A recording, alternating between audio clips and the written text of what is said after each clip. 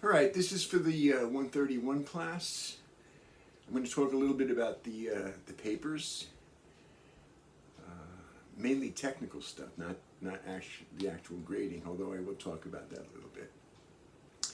And then I'm going to talk about the second part of chapter 19, which is the Spanish-American War, basically, and the United States acquiring an empire. All right. Now, on the papers, there's a couple of different things that I'm not exactly sure how to solve them. Most people were able to submit the paper, I guess, on the assignment page, and I was able to have it come up in Blackboard with page breaks and double spaced. So it looked like a paper that you would have handed in. Although I kind of prefer a cover page, but I didn't say that, so don't worry about that. If it comes up and it asks me to download the paper, that's not really good, because then it's outside of Blackboard, and if there's any question or something like that, I have to go and look for it in my files, and I don't have very good organized files. I had a bunch of them I guess in the spring, when I really didn't know what I was doing. People were emailing me papers, and then I'd have to copy them to Google Docs, and then they were in my files and not anything with the school, and it's a mess. So if you got a message from me that said it asked me to download, and I gave you, I have to give a grade in order to make comments. But don't worry about that grade. That's just sort of so that I can make comments and you get feedback. You know what's going on. If you get the paper to me, I will grade it as I would, and then give you a grade. I will change the grade. I can do that anytime. I give the grades. I set the due dates. Blackboard is helpful for reminding you of those things, but don't get all in a twist because Blackboard says something and I say something different. I'm the authority, okay? So there's that. Getting the papers in the right form. I've never submitted a paper in Blackboard. I haven't submitted a paper in decades, in fact. So if you can go to the help desk on campus or the SUNY help desk, I know that certain, like Word and Google Docs and other things should just go. You should be able to browse your computer, take that file, and submit it, and it'll all be good. I don't know what happens when it asks me to download. I don't know what happens on your end when it asks me to download. But if you could find that out, it would be great. I started reading into the discussions a little bit. I don't really know how to grade a discussion. I've never done it before, so bear with me. I'm likely to just give everybody that participates, some kind of a decent grade. That's worth 5. Each discussion is worth 5 points, right? So, okay. With the papers themselves, I said to one person that they started in 1619. The first sentence of their paper was 1619, which is the date that Africans first came to North America. That is way too far back, okay? And he did bring it forward, but went into all the controversies before the Civil War, the Missouri Compromise in 1820, and I think he mentioned the Kansas-Nebraska Act, which is, when is that, 1850 or something like that? And even that's too far. If I ask you to write a 5-page paper on Reconstruction, maybe one paragraph on how, maybe the Emancipation Proclamation is as far back as you want to go, all right, for context. Not much further than that. If it was a 300-page paper, sure, start in 1619, what do I care? But it's only a 5-page paper, and I want you to really talk about Reconstruction, okay? I pointed this out to the student, and he just gave me an argument. He said, "No, that's my introduction." Good news. This is an important thing. If your professor tells you he doesn't like what you did on a paper, change it. Right? That makes perfect sense to me, you know? He didn't change it, so we'll see what happens. Somebody else got caught plagiarizing, copying paragraphs out of the textbook. If you're going to plagiarize, do not plagiarize from the textbook that I've been using for 14 years, 15 years, I don't know, a century. I know, I recognize the sentences. I don't have it memorized, but I recognize them. So I'm going to be, we didn't talk about plagiarism, so I'm going to be merciful and let this person rewrite that paper, okay, if they want to. Otherwise, it's a 0. I can't give you credit for somebody else's work, Alan Brinkley's work, okay.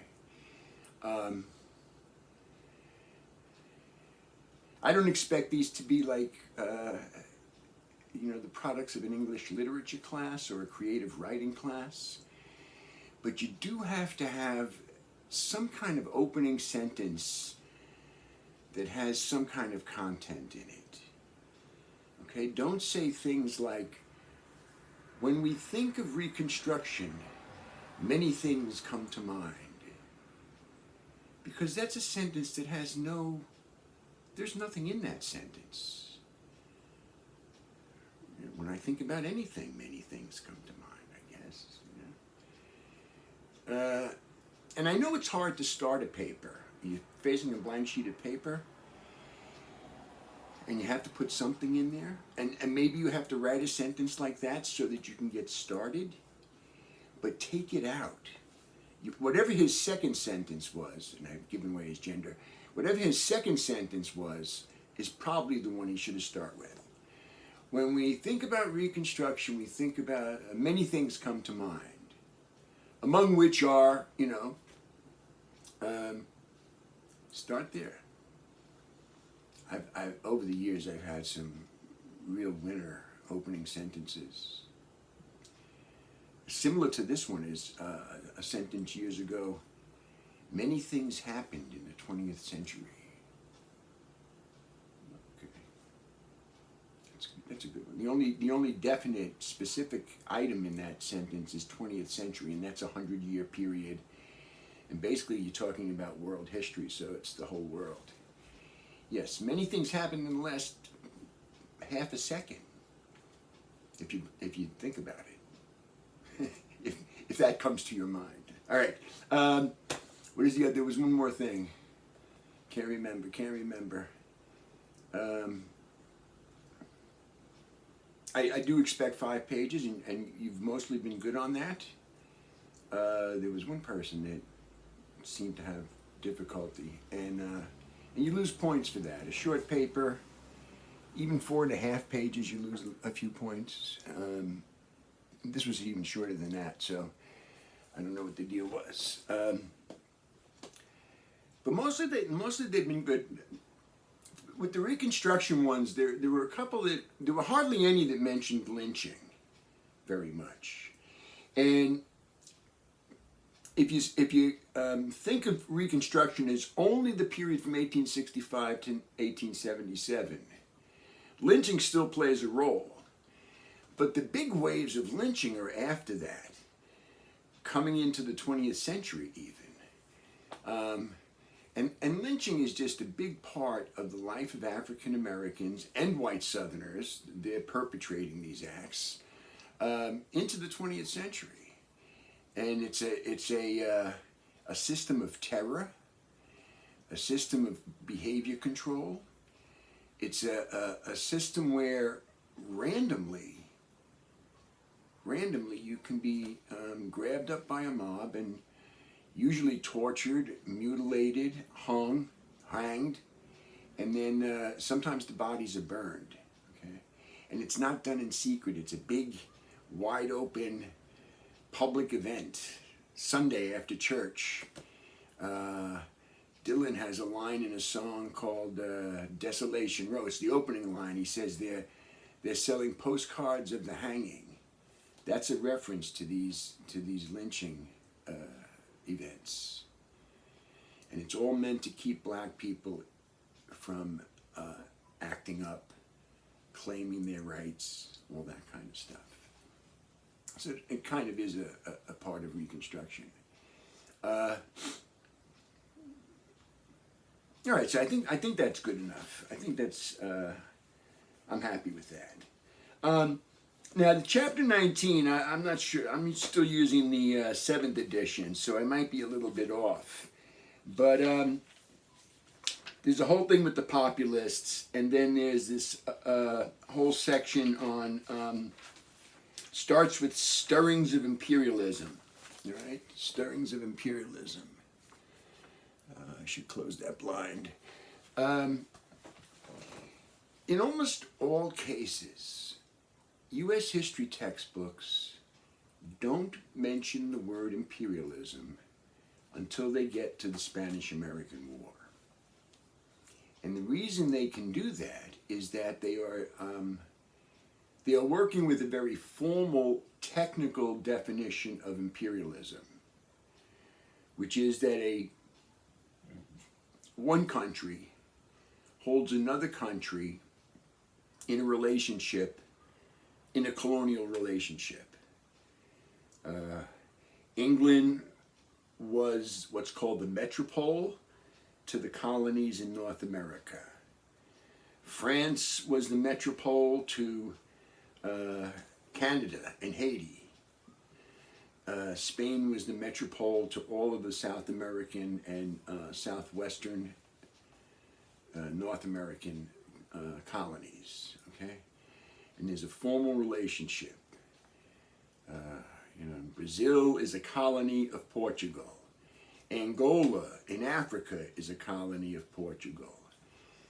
India was a colony of England. Okay? And based on that sort of formal technical definition, yes, the United States doesn't really become an imperialist country until you get to 1898. And particularly, Cuba will be a colony for a brief period of time. Puerto Rico will be a colony for a brief period of time. The Philippines will be a colony from 1898 until 1946. So that's it's a small empire, the Philippines, but it's a lot of people, and it's a formal colonial relationship. The United States government appoints the governor. I think the first governor is Taft, who later becomes president. But they talk about some reasons for the United States wanting to sort of expand into other areas of the world, okay? There's this idea of manifest destiny that I think is a plague, but it comes from a newspaper article by, I forget who, but it's the idea that Caucasians, Europeans, white Americans are destined. They have a manifest destiny, a real, live, concrete destiny to conquer the whole continent. Okay? And it's got a little religious tinge to it. People put in that God ordained this thing. God ordained that Caucasians should control the North American continent from sea to shining sea. And then once you get to the point where you've sort of covered the continent, settled, as they say, it's settled now. Only white people can settle, apparently, but it's settled now. They start thinking about moving further into other areas. Okay. So that's just like a psychological thing almost. There's a problem with, not a problem necessarily, but the idea of the closing of the frontier is troublesome for a lot of Americans, because for now, probably 2 centuries, there's always been that space out west where you could go and start over, okay? Where you could build anew, you know? And it's kind of imagined as an uninhabited, wild expanse that you're going to cultivate and, you know, taming the West. I think you've heard that phrase. But of course it's not. It's inhabited by many Native American groups, nations, and but still, when the frontier starts closing, and you know, Americans get a little maybe claustrophobic is not the right word, but it's sort of like that. Okay, there's a depression in the 1890s. 1893 it starts. One way to get out of a depression is to sell your goods. A depression basically is too many goods being produced for the people in your country to consume them, to buy them. So if you can sell them overseas, it might help you get out of the depression. Okay? And so that, you know, one way to sell stuff overseas is to colonize and make it.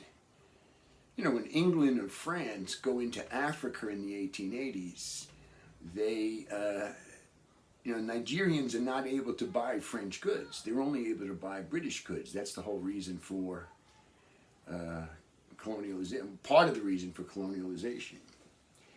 Which brings us to another thing. The idea that all these European countries are in an imperialist fever. They're grabbing up colonies in Asia and Africa, and the United States wants to be one of the boys. It's kind of like if everybody on the block, every fella on the block has a PS4 and you only have a PS2, you feel like, I need a PS4. U.S. needs colonies. Because there is like a fever. England, France, Germany are trying to get colonies. Italy's trying to get colonies and not succeeding. There's another thing, another reason for imperialism, and that is that in all of these industrialized societies, class divisions are widening. Okay? The working class is being treated like crap. The rich are getting richer and richer. And most of the European countries, the workers are organizing socialist parties and even more revolutionary parties, and in hopes of promoting patriotism, you engage the Zulus or Afghans or somebody in some small part of the world in warfare, colonial warfare, and that's supposed to strike up patriotism so that people see themselves not as a German worker, but just as a German, you know, and have something in common with the capitalists, right? It sometimes works, it sometimes doesn't work. Certainly in the last textbook I had, they said that it's more exciting reading about, Custer, even though he gets his head handed to him, it's more exciting reading about Custer at the Battle of the Little Bighorn than it is watching two politicians debate, you know? Especially for like an 11-year-old boy. All right? Okay. There's also this idea that America was sort of prepared for this imperialism, and this ties into my less formal definition of imperialism, okay? They've been treating Native Americans in this weird fashion. Native Americans are sort of seen as sovereign nations equal to Italy or Germany or, Canada. Say the Sioux. The Sioux nation is seen as completely sovereign and independent. But at the same time, they're also seen as sort of wards of the federal government, that the federal government will take care of them. The president is like the great white father. Maybe you've heard that in one or another Western movie. So it's a weird relationship, And I don't know that both of those are entirely true. They do sign treaties with these sovereign nations, but then they break those treaties with impunity. So it's complicated. But what Native Americans provide is an example of how you rule over people who do not have a say in your government. And that's my definition of imperialism. Okay, I would call it the subject people's definition of imperialism. You don't have to have a formal colonial relationship. But if there's some large group of people, and it can be based on religion or ethnicity or just they're outside of a certain geographical area or something like that, if there's a large group of people in your what would you call it? Your empire, okay? Who have to follow your rules, but don't have any input into those rules, you're being imperialist, okay? And I had to come up with this definition sort of on my own and through reading. When I was a freshman in high school, it was 1967. I know it's a long time ago. Jesus, it's a long time ago. But anyway, in 1967, I was in a world history, a global history, whatever they called it. I don't remember. I don't remember much. But they talked about imperialism as having colonies, and they talked about Africa and Asia and the British Empire. The sun never sets on the British Empire, all this stuff. And then, 1967, anybody know what was going on in the United States in 1967?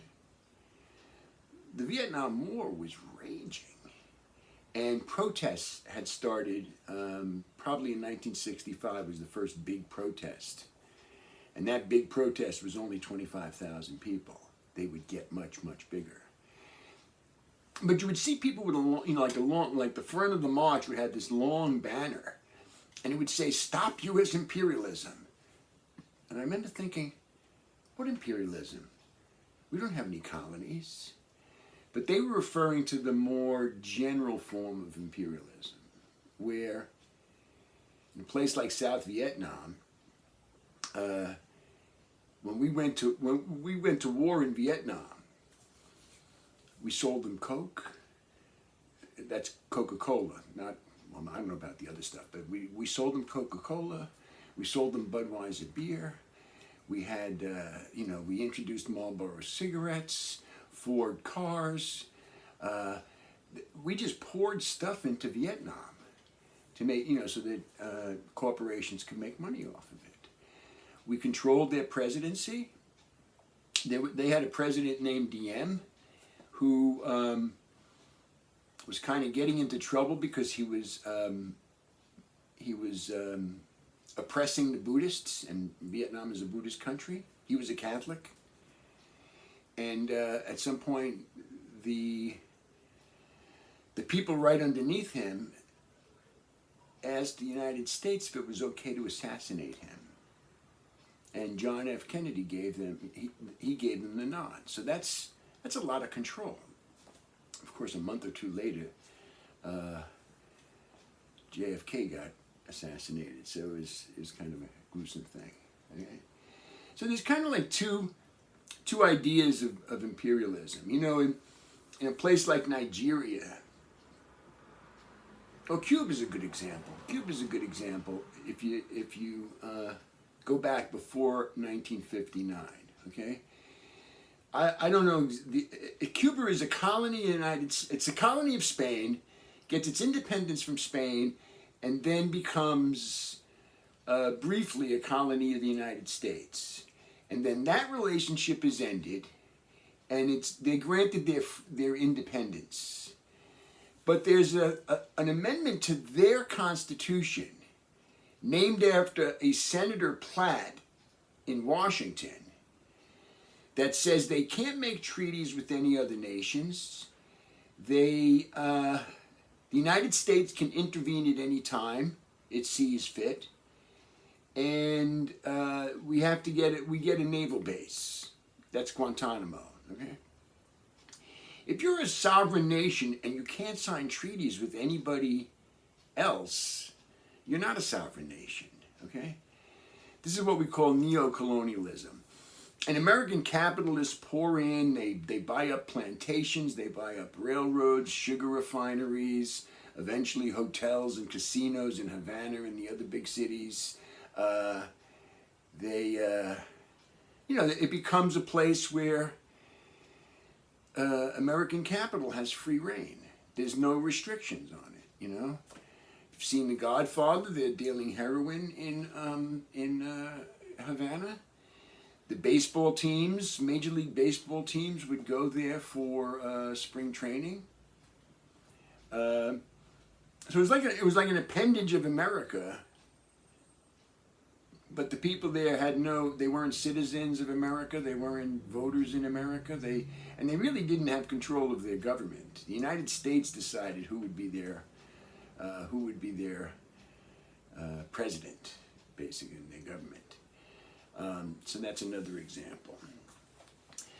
There's a section in here on Hawaii and Samoa. I'm going to skip over it, but the section on Hawaii is really very important because it's a story that sort of takes place in many different parts of the world. When Europeans show up and they bring manufactured goods and liquor and guns and Christianity and disease, and it just completely destroys the native society, and that's what happens in Hawaii, and you can read about it. Now, the war with Spain, I'm going to sort of keep it to the. You can get the details from the textbook.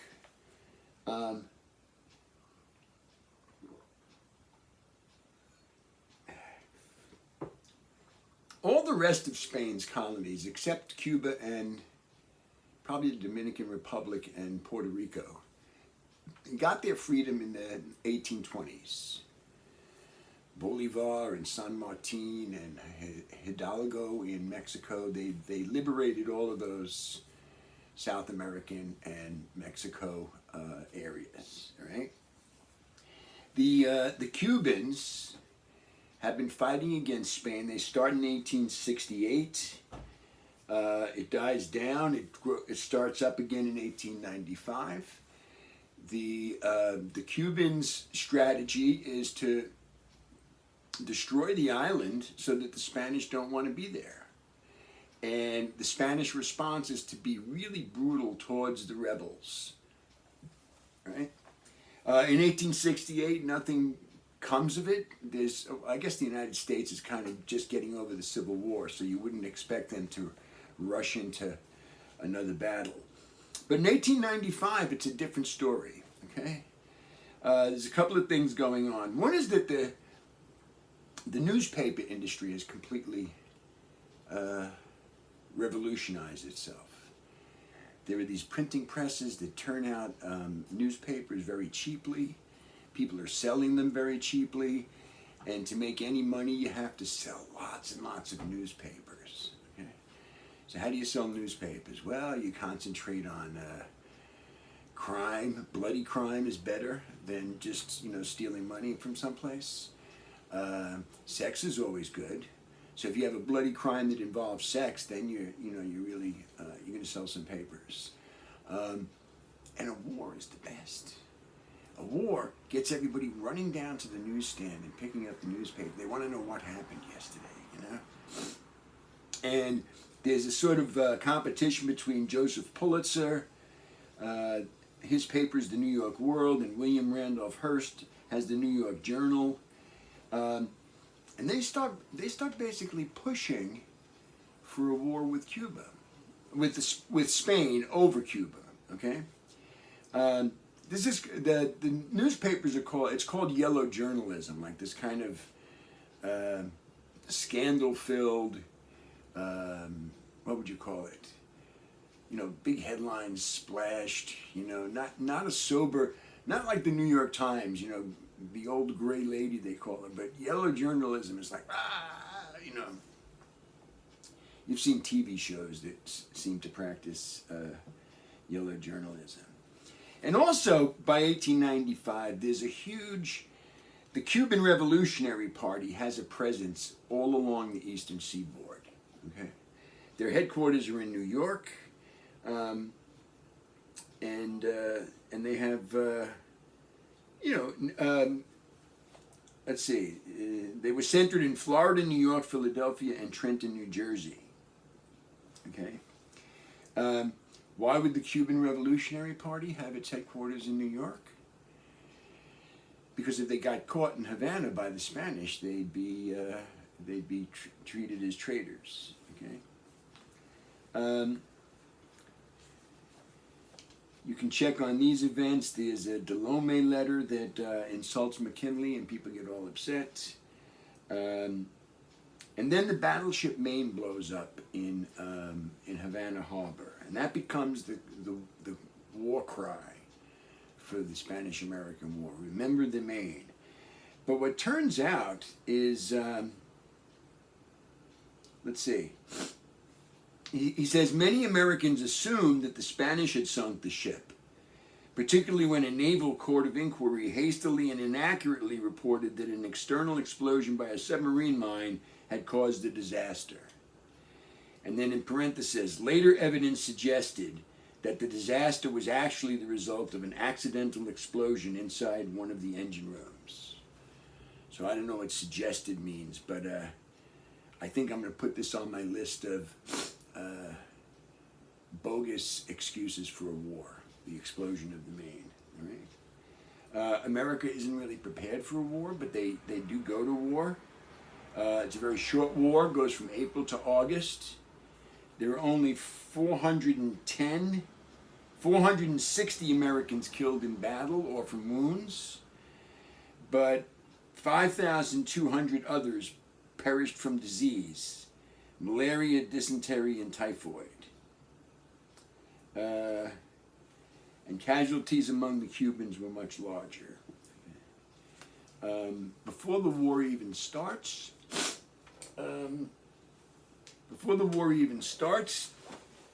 Teddy Roosevelt, who is an assistant secretary of the Navy, orders the Pacific Fleet to head to the Philippines if war is declared and seize Manila, which they do.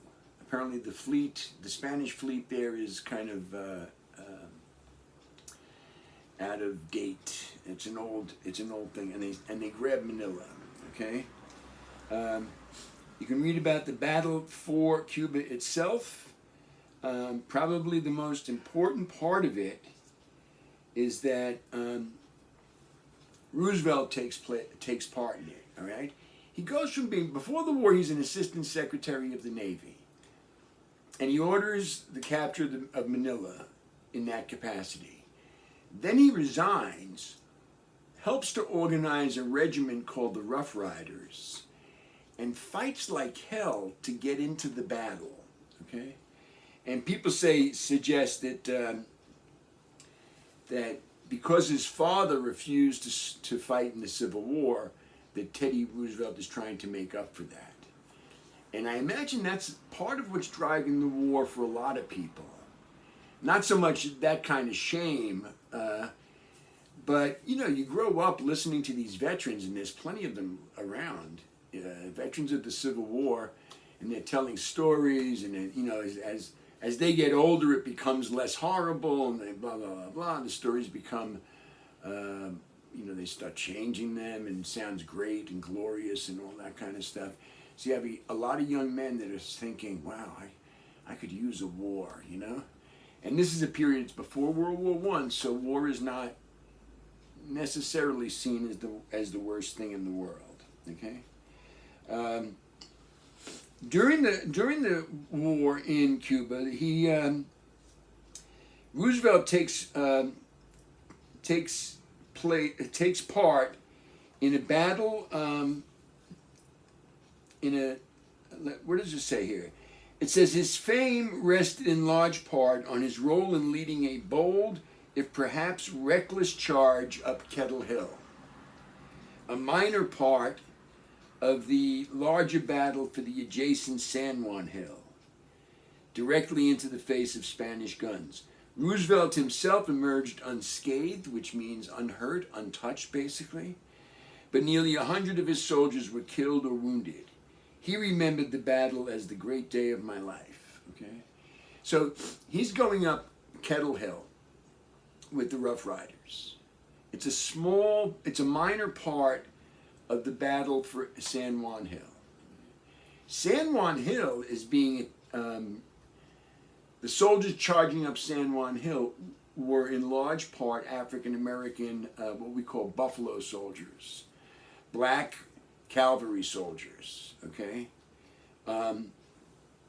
And Roosevelt is going up Kettle Hill. He's unscathed, but 100 of his troopers were killed or wounded. And he remembers the battle as the great day of his life, which I find really weird. You know, it might have been the great day of his life, but I don't know if that's the kind of thing you say where your wife or your oldest son could read it, you know? You know, maybe there are other great days of his life. I don't know. But there's a famous painting of Teddy Roosevelt, and, you know, paintings are, you talk about fake news. Paintings can be, it's better than Photoshop. You hire a competent painter, he can make whatever scene you want. And in this particular scene, Teddy Roosevelt is in the front of the troops, charging up San Juan Hill, you know? And it becomes a very famous picture. It's probably used in his, probably used in presidential campaigns later. But in this case, it makes him a very popular figure, which gets him the VP, the vice presidential slot in 1900. And makes, you know, just, and McKinley gets shot in 1901 and he's president. It's the way it works, okay? Let's see, on August 12th, there's an armistice that ends the war, and eventually the Treaty of Paris ends the hostilities, okay? Now, I have a few minutes, I guess. So the United States grabs all these properties, these territories, okay? And grabbing them is actually relatively easy. Spain is kind of in the, you know, is weakening and falling apart. But then to govern them is a little bit different, okay? And they do mention how sort of Puerto Rico just falls into our hands. Okay, now it says, and by this time Hawaii has become a dependency or a territory of the United States. I don't know which. It says 3 American dependencies, Hawaii, Alaska, and Puerto Rico, presented relatively few problems. They received territorial status and their residents' American citizenship relatively quickly. Hawaii in 1900, Alaska in 1912, and Puerto Rico in 1917. The Navy took control of the Pacific Islands of Guam and Tutuila. The United States simply left alone some of the smallest Pacific islands. And then they're going to talk about Cuba. I want to go back to this. Hawaii gets territorial status in 1900. It becomes a state in 1959, so that's 59 years, okay? Alaska gets territorial status in 1912, and it becomes a state in 1959, which is 47 years, okay? Puerto Rico gets territorial status in 1917. When does it become a state? It hasn't become a state. When is it going to become a state? It's been 103 years since they acquired territorial status, and they're still not a state, which means they're citizens, and they can go to New York and be able to vote for the governor and all that stuff, okay? in Puerto Rico, they're not able to vote for president. They can vote for the local governor and local politicians, but not being a state, Puerto Rico has no electoral votes. So if they do vote for president, it's really not, it doesn't really make a difference. It doesn't mean anything, okay? It's a little strange. Now with Cuba, and this is probably where I'll finish it up, although I should go on to the Philippine War. So military forces remain until 1902, preparing the land for independence. That's a famous rationale. They built roads, schools, and hospitals, reorganized the legal, financial, and administrative systems, and introduced medical and sanitation reforms. Okay? Now, a lot of that sounds like, like charity to the Cubans, but it's really, it makes it possible for more Americans to live in Cuba and to conduct business in Cuba. If you have a system based on the Spanish ways of financial and judicial and other things, U.S. lawyers aren't going to be able to come to Cuba and practice. You have to change the legal system. Okay? They put into place this Platt Amendment in 1901. I mentioned it earlier. It barred Cuba from making treaties with other nations, gave the United States the right to intervene in Cuba, to preserve independence, life, and property, and required Cuba to permit American naval stations on its territory. And he says the amendment left Cuba with only nominal political independence. Nominal means in name only. It says American investors poured into Cuba, buying up plantations, factories, railroads, refineries. There are a couple of attempts to drive out, Yankee imperialism. So troops occupied the island. American troops occupied the island from 1906 to 1909.